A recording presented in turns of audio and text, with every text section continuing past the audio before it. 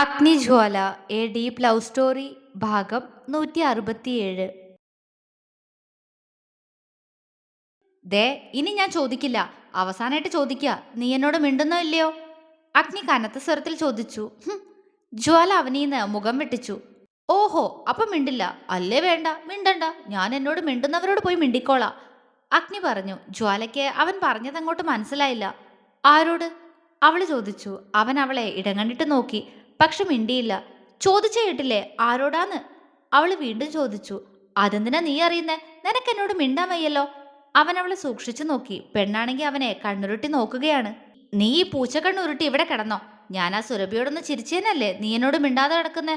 അപ്പോ ഞാൻ അവളോടൊപ്പം ഇനി സംസാരിച്ചിരിക്കാൻ പോവാ. അപ്പൊ നീ എന്തു ചെയ്യും?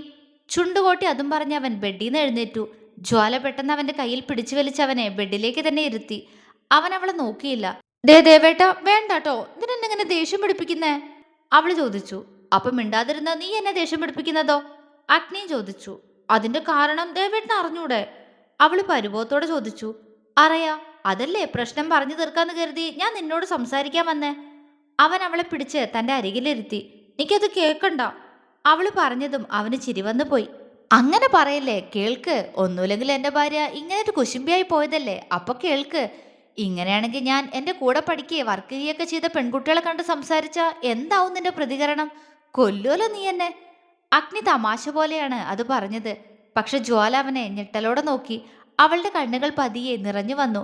അഗ്നി അത് കാണാതിരിക്കാനായി അവൾ തലതാഴ്ത്തിയിരുന്നു. എന്റെ കൂടെ അമേരിക്കയിൽ ജോലി ചെയ്തവർ മിക്കവരും പെൺകുട്ടികളാ. അവരൊക്കെ ഇപ്പോഴും എന്നെ വിളിക്കാറുണ്ട്. നാട്ടിൽ വരികയാണെങ്കിൽ കാണാമെന്ന് പറഞ്ഞിട്ടുണ്ട്. പക്ഷെ ഇവിടെ എന്റെ ഭാര്യയ്ക്ക് അതൊന്നും ഇഷ്ടമല്ലാന്ന് ഞാൻ അവരെങ്ങനെ പറഞ്ഞു മനസ്സിലാക്കിക്കും? ആ, സാരല്ല, അവൻ മറ്റെങ്ങോ നോക്കിക്കൊണ്ട് ചിരിയോടെ പറഞ്ഞു. സത്യത്തിൽ ജ്വാലയുടെ പൊസസീവ്നെസ് അഗ്നി വല്ലാതെ എൻജോയ് ചെയ്യുന്നുണ്ടായിരുന്നു. താനും അവളുടെ കാര്യത്തിൽ അങ്ങനെ തന്നെയാണെന്ന് അവനറിയാം. അതുപോലെ അവളും എന്നോട് കാണിക്കുമ്പോൾ ഉള്ളിൽ സന്തോഷ. പക്ഷെ പെണ്ണിനിട്ട് ദേഷ്യം പിടിപ്പിക്കാനൊരു രസം. അവൻ ചിരിയോടെ മനസ്സിൽ പറഞ്ഞുകൊണ്ട് ജ്വാലയെ നോക്കി. പക്ഷെ തലതാഴ്ത്തിയിരിക്കുന്ന അവളെ കണ്ട് അവന്റെ കണ്ണുകൾ സംശയത്താൽ ചുരുങ്ങി. എന്തു പറ്റി? സാരല്ല കുഞ്ഞാ, ഇനി ഞാൻ സുരഭിയോട് ചിരിക്കില്ല. നിനക്കിഷ്ടല്ലെങ്കിൽ എന്റെ ഫ്രണ്ട്സിനോടുള്ള സംസാരവും നിർത്തിക്കോളാം, അവൻ നിഷ്കൂഭാവത്തിൽ പറഞ്ഞു. ഞാൻ അങ്ങനൊന്നും ഉദ്ദേശിച്ചില്ല ദേവേട്ട, അവൾ ഇടർച്ചയോടെ പതിഞ്ഞ ശബ്ദത്തിൽ പറഞ്ഞു. അഗ്നി ഞെട്ടിപ്പോയി. അവൻ അവളുടെ മുഖം പിടിച്ചുയർത്തി. അവളുടെ കണ്ണുകൾ നിറഞ്ഞൊഴുകുന്നത് കണ്ട് അവൻ പകച്ചുപോയി. കുഞ്ഞാ, എന്താ, എന്തു പറ്റി? അവൻ വെപ്രാളത്തോടെ ചോദിച്ചു. എനിക്കങ്ങനെ ദേവേട്ടന്റെ ഫ്രണ്ട്സ് സംസാരിക്കണേന് ഒരു കുഴപ്പമില്ല. ഞാൻ ഇതുവരെ ഒന്നും പറഞ്ഞിട്ടില്ലല്ലോ. അവരൊന്നും വിളിക്കുമ്പോ ഇത് സുരഭി ചേച്ചി ആയോണ്ടാ. അല്ലാതെ അല്ലാതെ ഞാൻ ചേച്ചിക്ക് ദേവേട്ടനെ ഇഷ്ടാണെന്ന് അറിയുന്നോണ്ടാ. എനിക്ക് സങ്കടം വന്നിട്ടാ, അല്ലാതെ. അതും പറഞ്ഞവൾ മുഖം പൊത്തി കരഞ്ഞു. അഗ്നി ആകെ വല്ലാതായി. ഇത്രയൊക്കെ അവൻ പറഞ്ഞത് തന്നെ അവൾ അവനോട് ദേഷ്യപ്പെടാൻ വേണ്ടിയായിരുന്നു. അല്ലാതെ ഇതിനൊന്നും അവൾ കരയുമെന്ന് അവൻ ഒട്ടും പ്രതീക്ഷിച്ചിരുന്നില്ല. അഗ്നിയുടെ കണ്ണും നിറഞ്ഞു വന്നു. ഞാൻ കാരണം അവളുടെ മനസ്സ് വേദനിച്ചിരിക്കുന്നു. ഒപ്പം സുരഭി അവളുടെ മനസ്സിൽ ഒരു പേടിയായി നിലനിൽക്കുന്നു. അഗ്നിക്ക് വല്ലാതെ വിഷമം വന്നുപോയി. ദേവേട്ടനോട് ക്ഷമിക്ക്, ഇനി ഞാൻ ഒരിക്കലും അങ്ങനൊന്നും ചെയ്യില്ല, അവള് പറഞ്ഞു. താൻ ചെയ്തത് തെറ്റാണെന്ന ചിന്തയായിരുന്നു അവളിൽ അപ്പോഴും. ദേവേട്ടൻ എപ്പോഴും പറയണ പോലെ നിങ്ങളിന്ന് ഇങ്ങനെ സ്നേഹിച്ച് വഷളാക്കിയതാ. അതാ ഞാനിപ്പോ ഇങ്ങനെയൊക്കെ പറയണേ. സോറി, ഇനി പറയില്ല, സങ്കടം ഉള്ളിലൊതുക്കി അവള് പറഞ്ഞു. അവന്റെ കണ്ണുകളിൽ ചുവപ്പ് പടർന്നത് കണ്ട് ജ്വാല ഞെട്ടി. എന്താ എന്താ ദേവേട്ടാ, കരയില്ലേ? ഞാൻ ഇത്രയും വിഷമിപ്പിച്ചോ? ഇനി ഞാൻ ഇങ്ങനൊന്നും പറയില്ല, സത്യം. എന്റെ ദേവേട്ടനാണ് അവൾ അത്രയും പറഞ്ഞപ്പോഴേക്കും അഗ്നി അവളുടെ വാ പൊത്തിപ്പിടിച്ചു. ജ്വാല അവന്റെ മുഖത്തേക്ക് കണ്ണു നിറച്ചു നോക്കി. നീ എന്റെ കാര്യത്തിൽ ഇങ്ങനെയൊക്കെ ആകുന്നത് എനിക്ക് എന്തിഷ്ടാണെന്നോ കുഞ്ഞാ. ഞാൻ മുന്നേ പറഞ്ഞിട്ടുള്ളതല്ലേ അത്, അവൻ സ്നേഹത്തോടെ പറഞ്ഞു. ജ്വാലയുടെ കണ്ണു തുളുമ്പി. അല്ല, എനിക്കറിയാം. അത് ദൃശ്യം തീർത്ത് എപ്പോഴും പറയും ഞാൻ കുട്ടികളെ പോലെയാ, എനിക്ക് ഒട്ടും പക്വതയില്ലാന്നൊക്കെ. ഇപ്പോ എനിക്കും അതൊക്കെ തോന്നുക. ദേവേട്ടനെ സന്തോഷിപ്പിക്കുന്ന ഒരു കാര്യവും ചെയ്യാൻ എനിക്ക് പറ്റണില്ല. എപ്പോഴും ഇങ്ങനെ വിഷമിപ്പിക്കും ഞാൻ. അതും പറഞ്ഞുകൊണ്ട് അവൾ തേങ്ങിക്കരഞ്ഞു. അഗ്നി അവളിൽ നിന്ന് അകന്നിരുന്ന് അവളുടെ കണ്ണുകൾ തുടച്ചു കൊടുത്തു. ഒപ്പം അവളുടെ മനസ്സിൽ വേറെ എന്തോ സങ്കടമുള്ളതുപോലെയും അവന് തോന്നി. അതറിയാൻ തന്നെ അഗ്നി തീരുമാനിച്ചു. എന്തു പറ്റി നിനക്ക്? ഇങ്ങനെ അല്ലല്ലോ എൻ്റെ കുഞ്ഞൻ, ഇതിപ്പോ എൻ്റെ ആദ്യത്തെ കുഞ്ഞനാ, അഗ്നി പറഞ്ഞതും അവൾ അവനെ സങ്കടത്തോടെ നോക്കി. ദേവേട്ടൻ എന്നോട് വെറുപ്പ് തോന്നുന്നുണ്ടോ? അവള് തേങ്ങലോടെ ചോദിച്ചു. അഗ്നി അവളെ പകപ്പോടെ നോക്കി. എന്തിന്? എനിക്കെന്തിനാ നിന്നോട് വെറുപ്പ്? ഞാൻ നിന്നെ വെറുക്കുമെന്ന് നിനക്ക് തോന്നുന്നുണ്ടോ കുഞ്ഞാ? അവൻ ആർദ്രമായി ചോദിച്ചു. അത് ദൃശ്യം തീത്തൊക്കെ പറഞ്ഞു ഇങ്ങനെയാണെങ്കിൽ ദേവേട്ടൻ എന്നോട് ദേഷ്യം തോന്നൂന്ന്. ഇപ്പോ അത് ശരിയാണെന്ന് എനിക്കും തോന്നുക. അവളുടെ ശബ്ദം താഴ്ന്നുപോയി. അഗ്നിയുടെ മുഖം ചുളിഞ്ഞു. അവളുമാർ എന്തു പറഞ്ഞു? അവൻ സംശയത്തോടെ ചോദിച്ചു. അത് അത് പിന്നെ അവള് പരിങ്ങി. പറയേ. അഗ്നി അവളെ സൂക്ഷിച്ചു നോക്കി. അത് ദേവേട്ട അവര് പറഞ്ഞു. അത് അന്ന് ദേവേട്ടൻ എനിക്ക് കുറെ കാര്യങ്ങളൊക്കെ പറഞ്ഞു തന്നില്ലേ. അവൾക്കത് പറയാനെന്തോ ചമ്മല് തോന്നി. ആ തീത്തും ദൃശ്യം കൂടി എന്തോ ഒപ്പിച്ചിട്ടുണ്ടെന്ന് മാത്രം അവന് മനസ്സിലായി. പറഞ്ഞു. അതിനെന്താ, ഞാൻ എൻ്റെ കുഞ്ഞിന് പറഞ്ഞു തന്നെയല്ലേ? അഗ്നി ചോദിച്ചു. അതെ, പക്ഷെ നമ്മുടെ വിവാഹം കഴിഞ്ഞിട്ടും കുറെ ആയില്ലേ. പക്ഷെ ഇതുവരെ അങ്ങനെയൊന്നും ഇല്ലല്ലോ. അവൾ അവനീന്ന് മുഖം തിരിച്ചു. അതുകൊണ്ട്? അഗ്നി അവളെ ശ്രദ്ധയോടെ കേട്ടിരുന്നു. അത് അങ്ങനെയൊന്നും നമുക്കിടയിൽ ഇല്ലാത്തതുകൊണ്ട് ദേവേട്ടൻ എന്നോട് ദേഷ്യം വരൂത്രേ. ചിലപ്പോ ഇനി മുന്നോട്ട് വെറുതെ ദേഷ്യപ്പെടുന്നൊക്കെ പറഞ്ഞു. പക്ഷെ ഞാനത് കാര്യാക്കിയില്ല.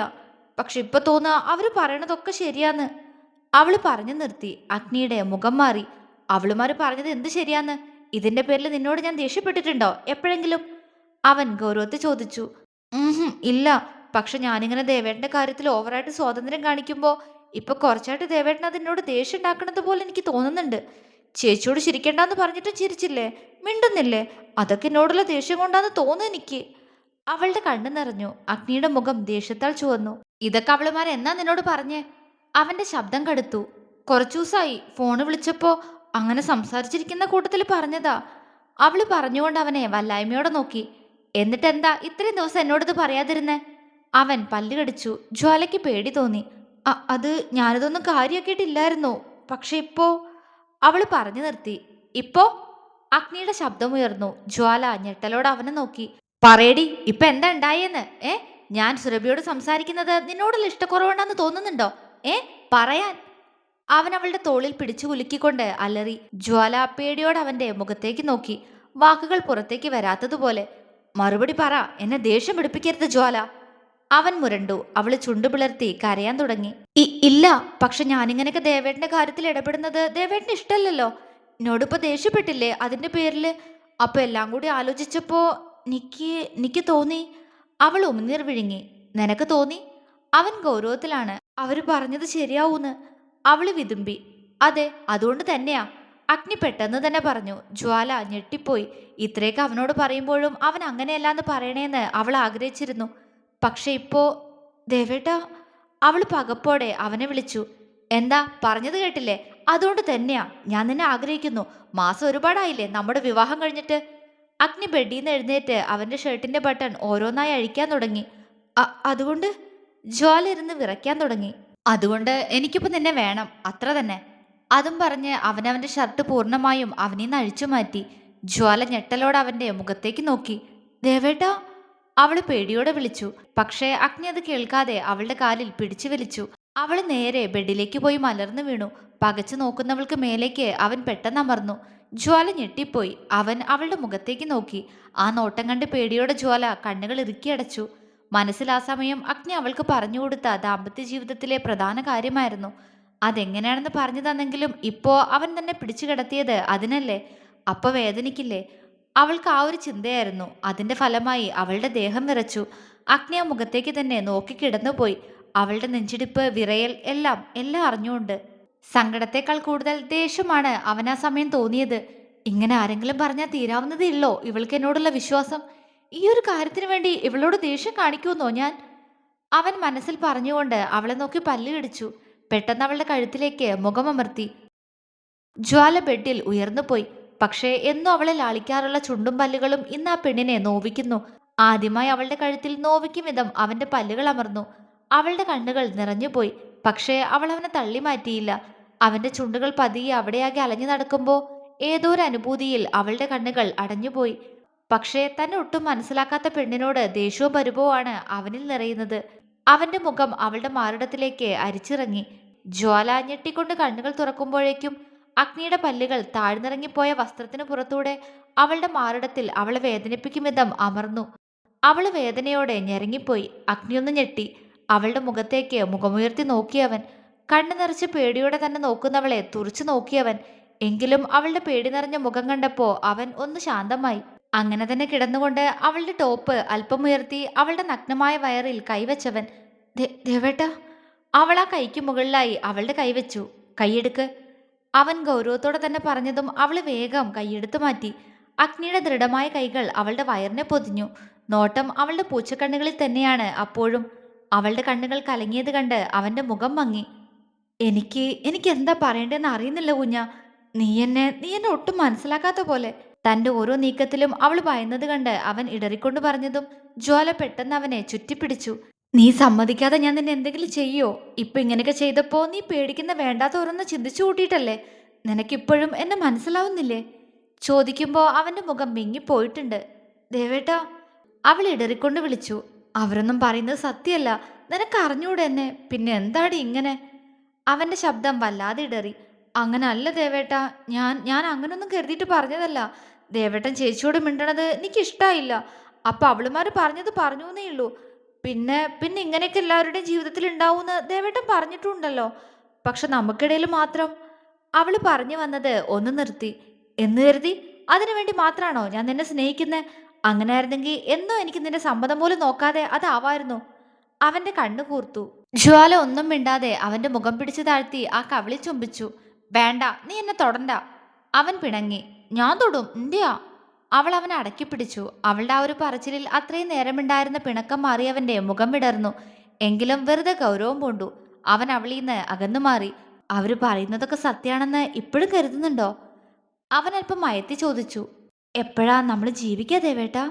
അവള് തിരികെ അതാണ് ചോദിച്ചത്. ജീവിക്കുന്നതോ? ഇങ്ങനെയൊക്കെ അങ്ങോട്ട് ജീവിച്ചാ പോരെ എന്റെ കുഞ്ഞ. ഞാനൊന്ന് വെറുതെ കാണിച്ചപ്പോഴേക്കും എന്നെ പേടിയോടെ നോക്കിയ നിനക്ക് ഇനി എന്ത് ജീവിതാടി വേണ്ടേ? അവന്റെ ചുണ്ടു കൂർത്തു. അത് ഞാൻ പെട്ടെന്നായതുകൊണ്ടാ. അവൾ ഇളിച്ചു. ആണല്ലേ, ശരി, സമ്മതിച്ചു. എന്തായാലും എനിക്ക് നിന്നെ സ്വന്താക്കാൻ ഒരിക്കൽ നീ സമ്മതം തന്നതല്ലേ? അന്നേ ഞാൻ തീരുമാനിച്ചതാ എന്നാവോ ആ ദിവസന്ന്. അതുകൊണ്ട് ഇപ്പോഴൊന്നും എന്റെ പൊന്നുമോള് മനക്കോട്ട കെട്ടണ്ട കേട്ടോ. അവൻ അവളുടെ ചുണ്ടിൽ പിടിച്ചു വലിച്ചു. എന്നാ ദിവസം? അവൾ ആകാംക്ഷയോടെ ചോദിച്ചു. ഇനി കുറച്ചു ദിവസം കൂടി. അഗ്നിയുടെ ശബ്ദം ആർദ്രമായി. അവളുടെ നെഞ്ചിടിപ്പുയർന്നു. കുറച്ചു ദിവസം കൂടി എന്ന് പറഞ്ഞ അറിയണോ? അഗ്നി ചോദിച്ചു. അവള് മൂളി. അഗ്നിയുടെ പിണക്കം അപ്പാടെ മാറി. അവളോട് നിറയുന്ന പ്രണയം. അതുണ്ടല്ലോ കുഞ്ഞ. കുറച്ചു ദിവസം കൂടി കഴിഞ്ഞാ നമ്മൾ തറവാട്ടിലേക്ക് പോവില്ലേ? അന്ന് മീനൂട്ടിയുടെ അച്ഛൻ വന്ന് ക്ഷണിച്ചില്ലേ നമ്മളെ ഉത്സവത്തിന്? അവള് മൂളി. അവിടെ ആ തറവാട്ടിൽ വെച്ചാ. അവിടെ വെച്ച് ഞാൻ എൻ്റെ കുഞ്ഞിനെ സ്വന്താക്കും. അല്ലാതെ ഇവിടെ വെച്ചല്ല കേട്ടോ. അവൻ പ്രണയത്തോടെ പറഞ്ഞു. ജ്വാലയുടെ കണ്ണുകൾ വല്ലാതെ പിടച്ചു. അഗ്നി ചിരിയോടെ അവളെ ചേർത്ത് പിടിച്ചു. പക്ഷെ അല്പം മുന്നേ അവളുടെ കഴുത്തിൽ കടിച്ചതോർത്തതും അവന് വേദന തോന്നി. അവൻ അവളുടെ മുഖം പിടിച്ചുയർത്തി ആ കഴുത്തിലേക്ക് നോക്കി. നൊന്തോ? അവിടെ കണ്ട പാടിൽ തലോടി ഇടറിക്കൊണ്ട് ചോദിച്ചവൻ. ആ, നൊന്തു. അവൾ ചുണ്ടുകൂർപ്പിച്ചു. സോറി കുഞ്ഞ. അവൻ വിങ്ങിയ മുഖത്തോടെ പറഞ്ഞു. അവിടെ ഉമ്മതാ. അവിടെ മാത്രല്ല, കടിച്ചെടുത്തല്ല ഉമ്മതാ. അപ്പൊ വേദന പൊക്കോളും. ജ്വാല ഒരു കണ്ണിറുക്കി കുറുമ്പോടെ പറഞ്ഞു. അഗ്നി അമ്പരപ്പോടെ അവളുടെ മുഖത്തേക്ക് നോക്കി. താ. അവൾ അവന്റെ മുഖം അവളിലേക്ക് അടുപ്പിച്ചു. അഗ്നി അവളുടെ കഴുത്തിൽ അമർത്തി ചുംബിച്ചു. അവന്റെ പല്ലുകൾ അമർന്നവിടം ചുംബനങ്ങൾ കൊണ്ട് മൂടി. മാറിടത്തിലേക്ക് നീങ്ങി അവിടെ ആ ചുണ്ടുകൾ അമർന്നതും അവൾ കുറുകിക്കൊണ്ട് അവന്റെ മുഖം പിടിച്ചുയർത്തി. മതി.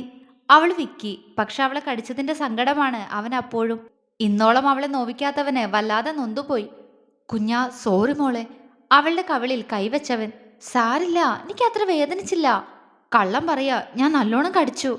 അവൻ അവളുടെ കഴുത്തി തഴുകി. സാരില്ല, ഇനിയത് പറയണ്ട. എനിക്ക് കുഴപ്പമില്ല. ഉറങ്ങാ ദേവേട്ടാ. അവന്റെ സങ്കടം മാറ്റാൻ ചിണുങ്ങി അവള് പറഞ്ഞതും അവൻ അവളുടെ കവിളി തലോടി അല്പം നീങ്ങിക്കിടന്നു.